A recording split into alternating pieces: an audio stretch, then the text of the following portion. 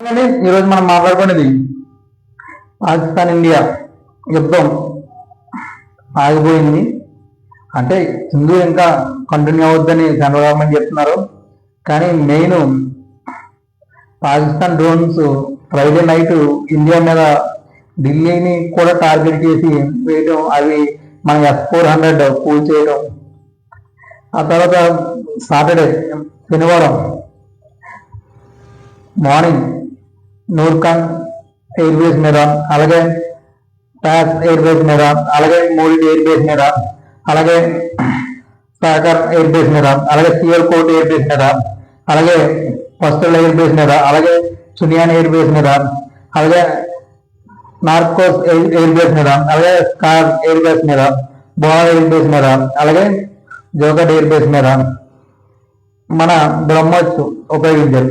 ఆ దెబ్బకే నూరు air base లో ఉన్న న్యూక్లియర్ రియాక్టర్స్ లీక్ అయినాయని వెంటనే ఇది ప్రాబ్లం అని అప్పటికప్పుడు పాకిస్తాన్ విదేశాంగ మంత్రి వెళ్ళి అమెరికాని వైస్ ప్రెసిడెంట్ని అడిగారు. ఏమనంటే ఇలాగా ఇండియా బ్రహ్మోస్ ఉపయోగించింది, దానివల్ల మా ఎయిర్ బేస్ లో న్యూక్లియర్ రిలీజ్ అవుతుంది, అందుకని ఇప్పుడు అర్థాంతరంగా ఆపమంటే అప్పుడు అమెరికా పెద్దన్న పాత్ర పోషించి ముందైతే మాత్రం పాకిస్తాన్ డైరెక్ట్ అమెరికా చెప్పలేదు. పాకిస్తాన్ చర్చలు జరుపుదామని ముందు ఇండియాతో మాట్లాడండి అమెరికా ట్రంప్ చెప్పిన తర్వాత ఇదంతా జరిగింది. అంతేగాని ముందైతే ఇది ఏమీ జరగలేదు. కానీ ఎవరి మధ్యవర్తిత్వం అవసరం లేదని ప్రధానమంత్రి మోడీ గారు చెప్తానే ఉన్నారు.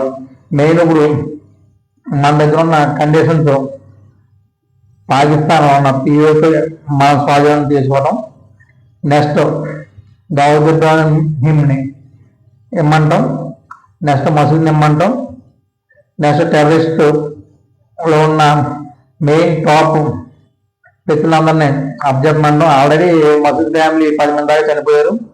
ఇవన్నీ కూడా మనం పెట్టే ఆశలు. ఇప్పుడు మీటింగ్ అని జరిగితే వాళ్ళు ఒక స్టెప్ కింద ఉండే మాట్లాడాలి.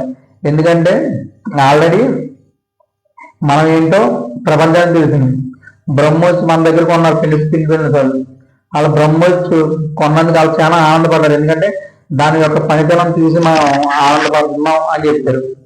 అంటే దాని పనితనం అలా ఉంది. ఎందుకంటే అది 8 ల్యాండ్ టు ల్యాండ్ మిసైల్ అది. అలాగే మనకి అత్యంత మిత్రులైన రష్యా S-400 ఇవ్వడం, అది చాలా వరకు డ్రోన్స్ కానీ మిసైల్స్ కానీ ఆపింది. అలాగే F-16 యుద్ధ విమానాలు ఉన్నాయి పాకిస్తాన్ దగ్గర, వాటిని కూడా పేర్చింది అని అంటున్నారు. అది ఇంకా పూర్తి నిర్ధారణ అవ్వలేదు. అలాగే పాకిస్తాన్ విజయం సాధించామని రోడ్లెక్కి గొంతులేసిందని కొన్ని టీవీ ఛానల్ చెప్తున్నాయి. కానీ అదేమీ కాదు. ప్రస్తుతానికి ఇండియాలో పై చేయి, ఏం డౌట్ లేదు. ఎందుకంటే వాళ్ళు ఇంకొక స్టెప్ వేస్తే ఏమవుతుందో వెనక్కి.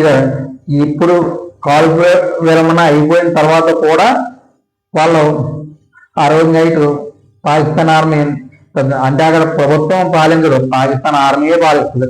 ఓ పక్కన బలిచిస్తాను మాకు సపోర్ట్ చేయండి, మాకు పచ్చాయి చేసి వస్తుందని వాళ్ళు అంటున్నారు. ఈ సిచ్యువేషన్ లో వాళ్ళు గెలిచారని చెప్పుకోవడం అది అవివేకం. కానీ ఎట్టి పరిస్థితుల్లో ఇంకొకసారి ఉగ్రదాడి కానీ ఇండియాలో జరిగితే మాత్రం ప్రపంచ వ్యాప్తంలో పాకిస్తాన్ ఉండదు.